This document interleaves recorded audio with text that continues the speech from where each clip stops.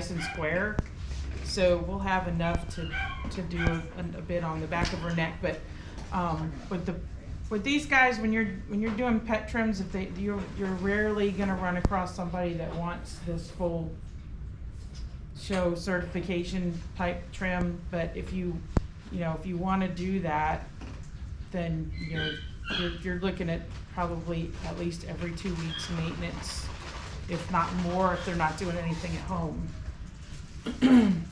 So Carmen just it's usually about every 6 or 8 weeks or so they get a haircut. So she's way overdue for her pet trim because we've been growing her out for this class. I talked to her a couple of months about it. So we're gonna do a scissor trim first to show you what the breed standard is and what it should look like. And then, I'm gonna demonstrate a little bit of how to make it into a pet trim and tell you some different ways that you can do a pet trim that still looks like a Bichon without giving them hopefully too much to brush in between so they get matted.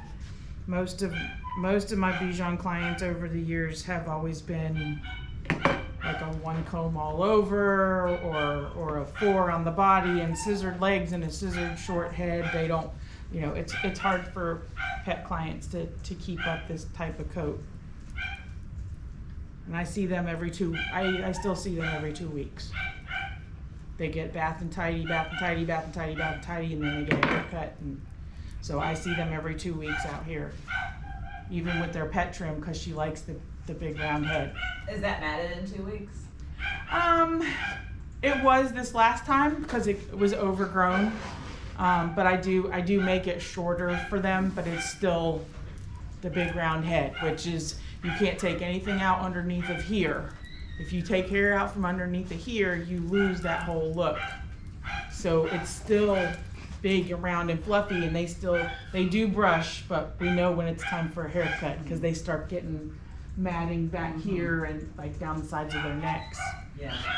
And she at one point had to have a 5 all over. The weather changed and they went out of town. She got wet and dry a couple of times and her legs were a solid mat. Even though I take like an A comb to the inside and outside of their legs, they were still matted. Can I get her before picture? It happens. Sure. Look at her head. Oh gosh.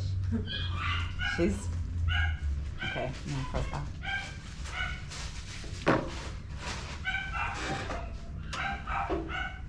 And then how to properly stack. Yeah, okay, perfect.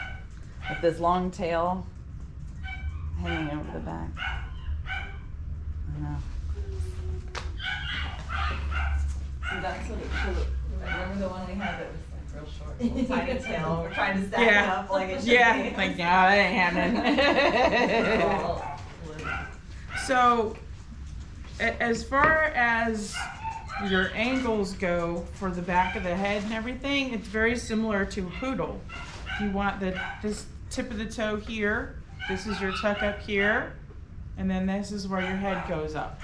So it's very similar to a poodle in that respect, in that you're looking for that line from here to here, and then from here up into the head. So it's very similar to that. It's just that they have a different shaped head. So you want a nice level top line, and they're supposed to have, the old breed standard used to say, and it may still say that, I don't know if you guys want to look or not, but I believe it said that they were 1/4 longer than they were tall. So they're technically not supposed to be square. However, they're all grooming them square now. So if you don't know what that means, we've talked about that before. Like their length from here to here is equal in length from here to here. So they're grooming them much more square than they used to. But I believe the breed standard states that they can be longer in body than they are tall. So the first time I went in and groomed a Bichon for competition, I did it all wrong because I was still doing the old Darth Vader head. Have you guys ever seen that?